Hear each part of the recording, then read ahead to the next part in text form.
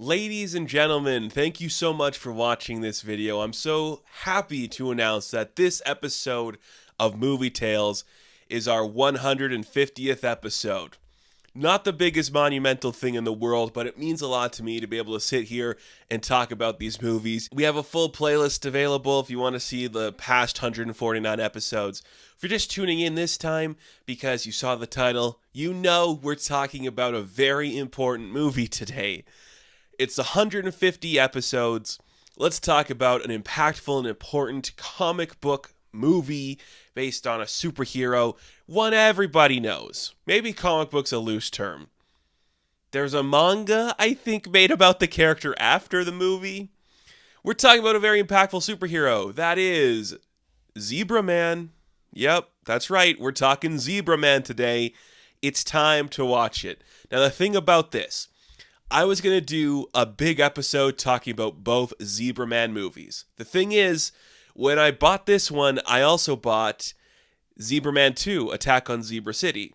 Unfortunately, I got a French version of the disc, and it doesn't play any English on it, so I can't get English subtitles, I can't get anything properly for me. So we're just talking about the first one today. This is Zebraman. It is from Takashi Miike, a very prolific director, a Japanese director who's still working today. This movie's 21 years old now. He's still making films. I think he just had one come out last year or this year, actually. The dude is talented. He makes a lot of weird little films. Some of them are very inspired by popular culture and stuff like that. Maybe his most prolific film is another one based on a manga.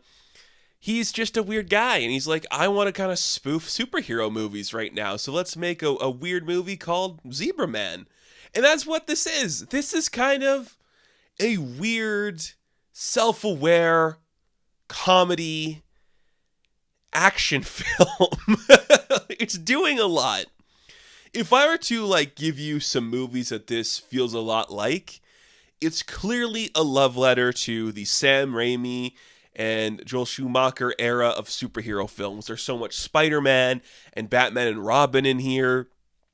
It's also just the Super Sentai stuff, so anything Kamen Rider or Power Rangers. Recently we talked about the movie The Guyver. There's a lot of The Guyver in here, but there's also a lot of weird live-action Scooby-Doo in here.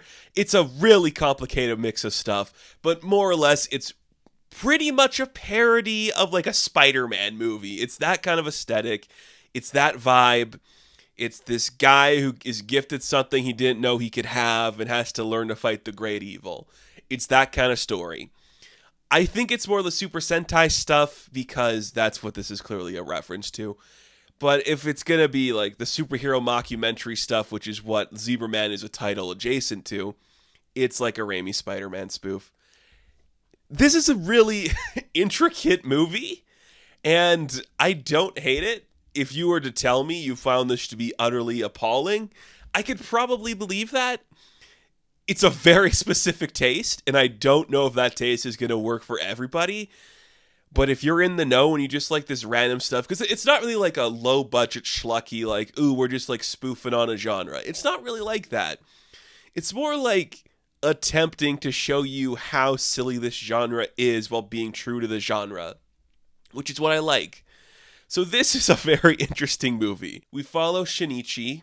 He is this third grade teacher who has a very hard life. His wife's cheating on him. His daughter is dating older men who are serial rapists, and his son gets bullied because his father's a loser. He has nothing good going for him. He goes to his job as a teacher. The students don't respect him. The faculty doesn't respect him.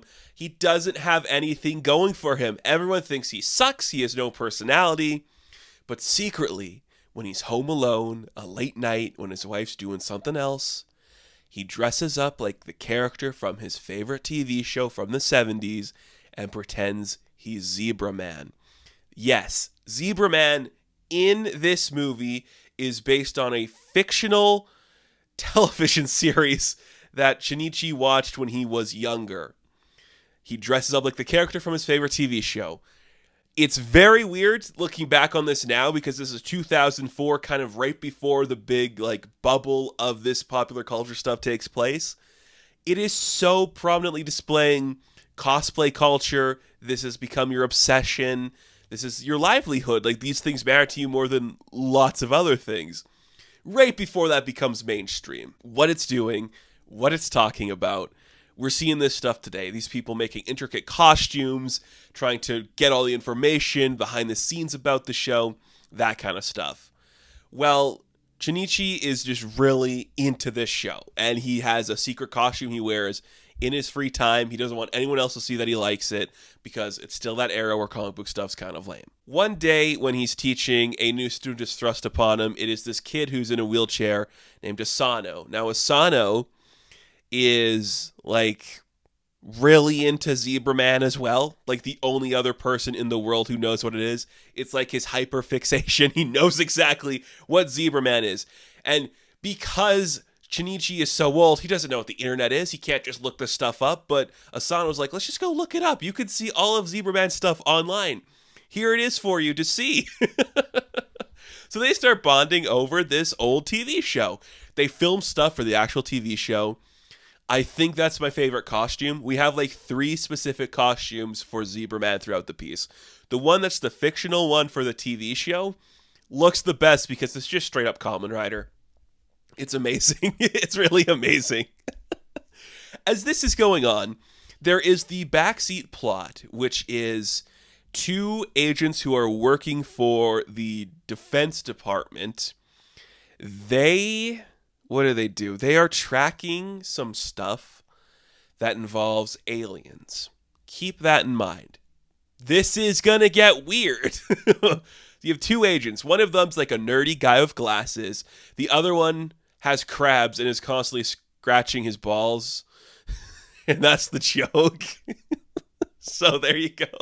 He's also like the cool one. And the nerd one was like, I don't really want to touch you because I feel like I'm going to get crabs. So they're tracking alien stuff in the background for the Defense Department. As these 2 people bond over how much they like Zebraman, coincidentally, one night, Shinichi is like, I'm going to show Asano this costume that I made. So he just walks down the street. And these are all my favorite moments. I love every single moment where we have the character dressed as Zebraman, just stuck in public like, oh man, I can't be seen like this. I'm going to lose my job and no one's going to respect me. It feels so real, so earnest. But as that's happening, he doesn't find Asano. He finds a serial rapist who killed a woman and is trying to cut off her clothes with his big scissors because he's the crab-faced killer or something. His daughter is dating this guy behind the back of her parents, and we get our first fight between Zebraman in a cosplay costume and a man who's a serial killer with a big crab on his head. They fight. Turns out the crab guy's an alien, and he's a big pile of goo. So that's the first indication something weird's happening. We also fight another person later on. They're also made of goo when we do our signature zebra kick and kick him in the head. He bursts into a big crumpled up pile, and he's goo. Please keep in mind that this is a comedy. Like, we're supposed to be having fun and just enjoying how ridiculous this is, because everything I'm saying is ludicrous and over the top, but that's the premise of this movie. It just is, it's just so weird. But it looks really good. It's a lot of handheld footage, that classic 2000s aesthetic with the backlighting and the soundstagey stuff. It looks great. So these aliens are like a weird hybrid creature that are like little goo things. They can enter a person and take them over. Later on in the film, they're going to take over a bus full of children, and these children are going to terrorize like somebody's food stand and just break everything, just start chowing down on watermelon bits. And then Zebraman has to come in and beat them up. In that fight, Zebraman's son is taken over, so he has to like save his son, and he's ashamed to like tell his son his truth because he's Zebraman, and you don't want people to know that you're doing this. But the legacy and the legend of Zebraman is starting to spread. He's becoming like an urban legend around the streets. Nobody knows who he is, but every time an incident happens like this, he shows up and is a part of the action. And as he gets more involved in the action, Shinichi that is, things start to change about him. Like, the more he's fighting like Zebraman from the TV show, the more he's becoming that character. So let's get into that, which is where this kind of goes over the top a little bit more. So the TV show within this universe lasted for 7 episodes. It was canceled because of bad ratings, because it's a Zebraman, you see. Now, what is revealed in the movie is that the vice principal at the school that Shinichi teaches at is actually the writer of the Zebraman TV show. Now, the vice principal has been nagging him and talking shit about him for so long. He's also fully aware of like the alien plot and tries to like protect the school from what's going on there.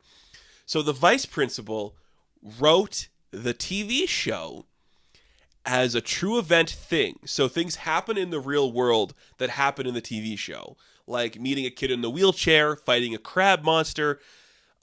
Asano's mom delivers a baby that's green, and that apparently happened in the TV show as well.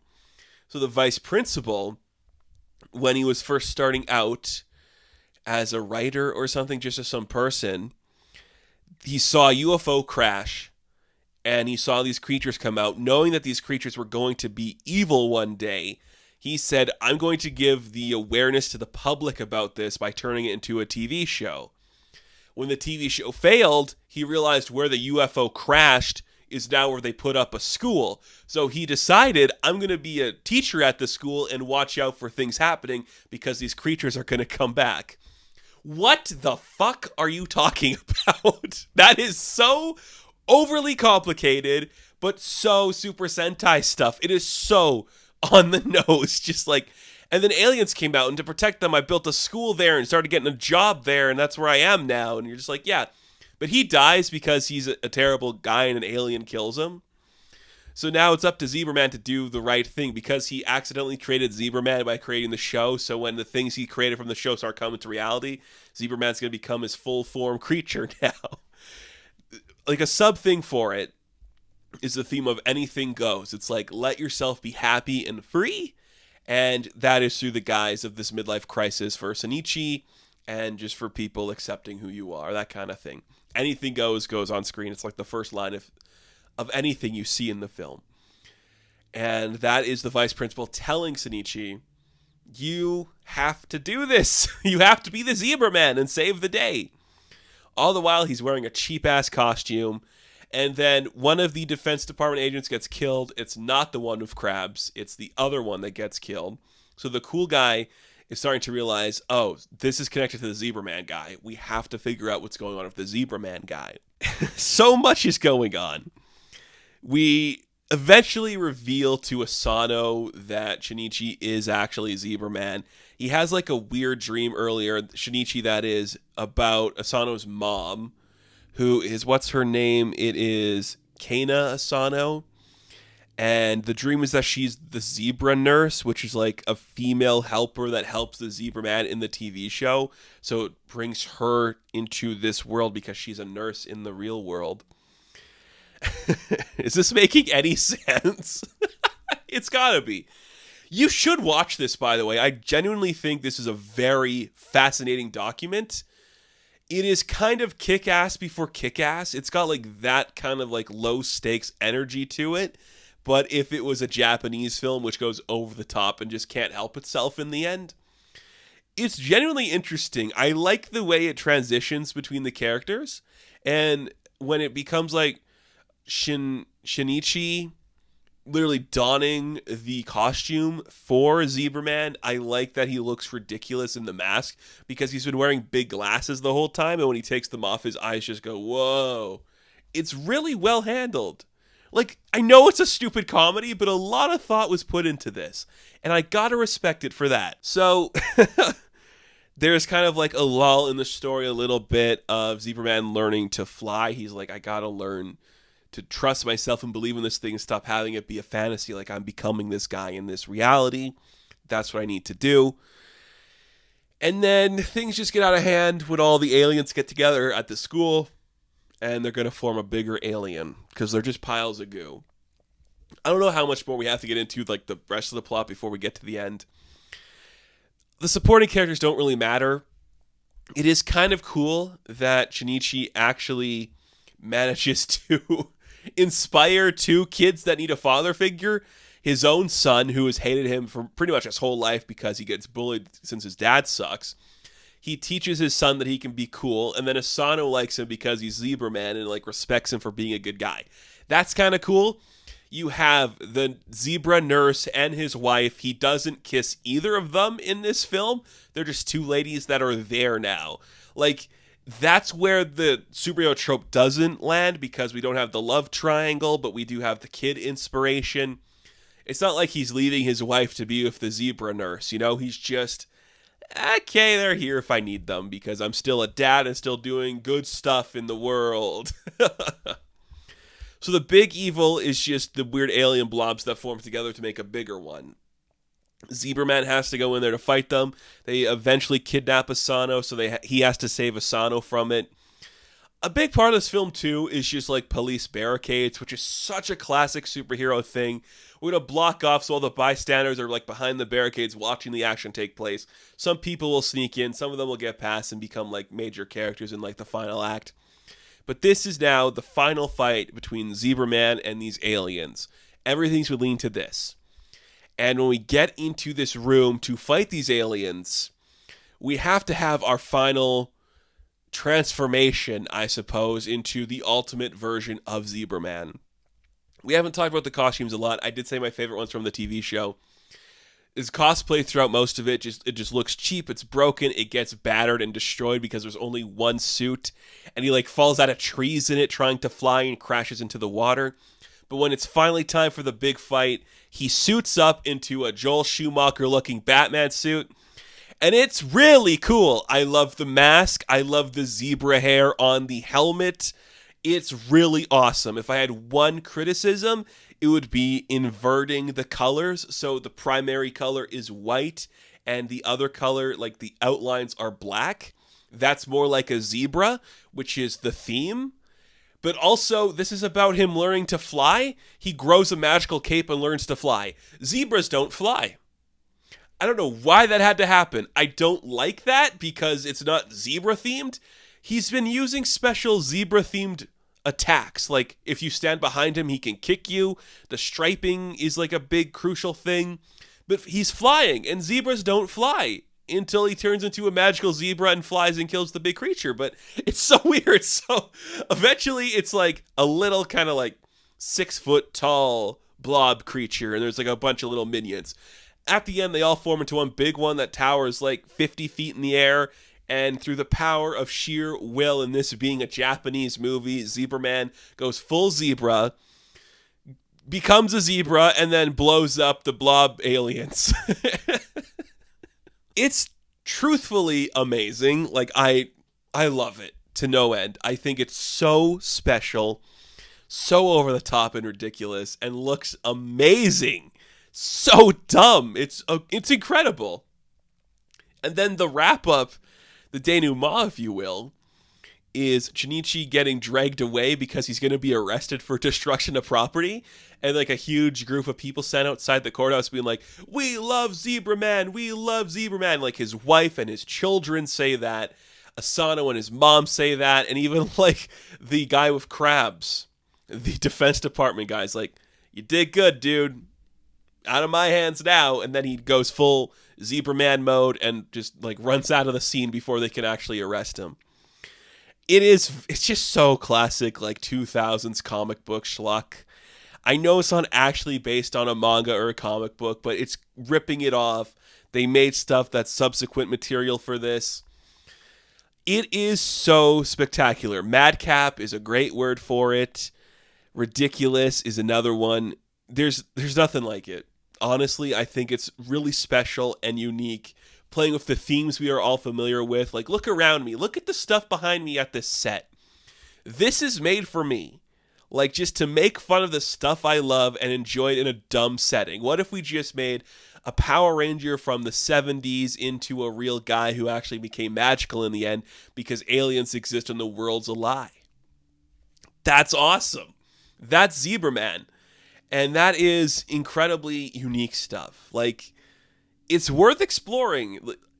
These are my favorite types of, like, spoofs of comic book stuff or just like superhero material where it clearly is from a place of love and not resentment, because Miike knows his stuff. Like, he's made manga movies before. He's fully aware of like what this world can do and accomplish. So he wants to show you that these are fun and interesting while still poking at them. And that's always exciting. It works as a comedy. It works as an action film. It is very cool, very unique, and Zebraman has entered the canon, for me at least, of one of those like, oh, you haven't seen Zebraman? This character is insane. He is so powerful and could fight this person and this person. Should we reboot? Should we reboot? I know there's a sequel. We will talk about the sequel sooner than later. Should we reboot? That is the question. Oh my god, The Dark Knight Returns of Zebraman. Return of the Zebra. Oh my god. I'm selling myself an idea I didn't know I wanted. Okay, that's Zebraman. Wacky little fun. Please check it out. It's worth it. And it looks great. And it has great costumes in it. And everyone's cool. Big Crab Rapist gets beaten up. So that's awesome. Anyways, thank you for watching this episode. 150 of them. I'm proud of this show. I want to keep doing this show forever. So you can watch them every Saturday if you like and subscribe to the channel. And if not, I will catch you in the next one. Have fun, stay safe, and good luck. And hey, don't stand behind me, because that's how I strike. Like a zebra. I can't kick sitting down. All right.